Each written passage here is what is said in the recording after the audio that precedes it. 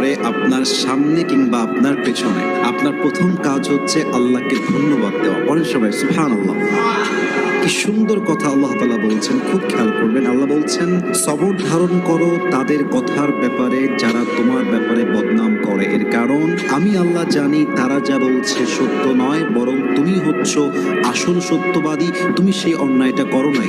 এবং মাথায় রাখবা, যখন তোমার নামে কেউ বদনাম করে তোমার লাভ হচ্ছে দুইটা। এক, তোমার সমস্ত গুনাহ তাদের আমলনামায় চলে যাবে এবং তাদের সমস্ত সওয়াব তোমার আমলনামায় চলে আসবে। সুবহানাল্লাহ।